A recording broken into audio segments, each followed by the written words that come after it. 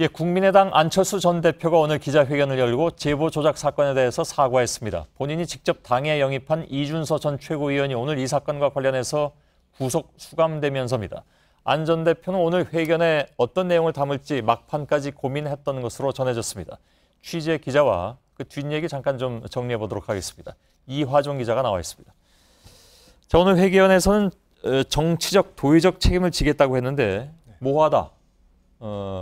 책임을 어떻게 지겠다는 것이냐라는 얘기들이 당장 나왔고 그런데 하여간 본인은 그 내용을 가지고 고민을 했다고 하니까 뭘 가지고 고민했다는 얘기가 될까요?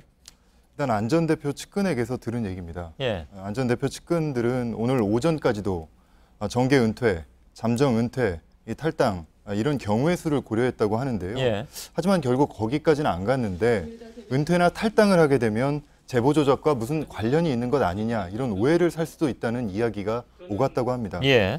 그리고 결국은 안 전 대표 본인이 정치적 도의적 책임을 언급하는 선에서 결정됐다는 것이 측근들의 설명입니다. 예.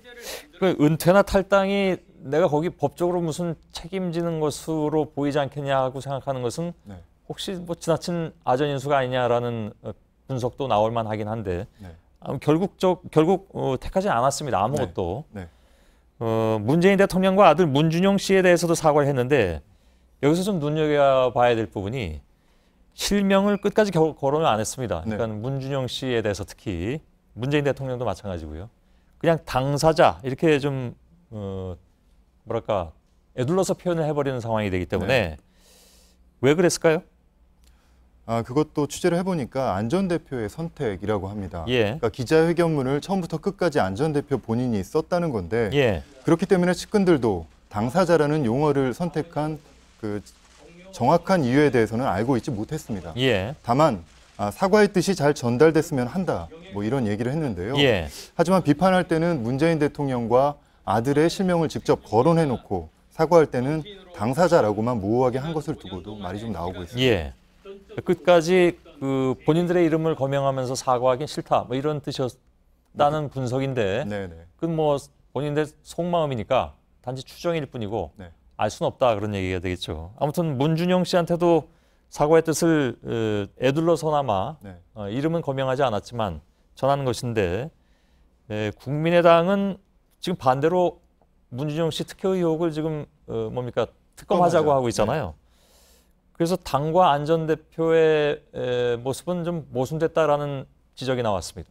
방금 말씀하신 대로 안 전 대표와 당이 엇박자를 내고 있다 이런 얘기가 나오는 건데요. 그런데 사실 당 역시 계속 사과를 하면서도 수사는 같이 받자 이런 입장이어서 당 내에서도 논란이 좀 있습니다. 그리고 정치적으로 역풍을 우려하고는 있지만 공세적인 입장을 계속 취해보자 이런 걸로 보입니다. 근데 안 전 대표가 이제 기자회견에서 당을 위해 할 수 있는 일을 깊이 고민하겠다라는 말을 했습니다.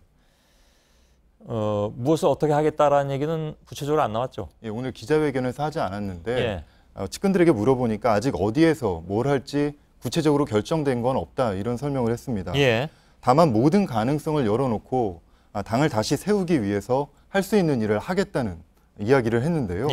그런데 본인이 모든 걸 내려놓겠다 이렇게 얘기한 다음에 또 당을 위해서 할 수 있는 걸 하겠다 이렇게 얘기한 두 가지가 서로 충돌한다는 얘기도 나옵니다.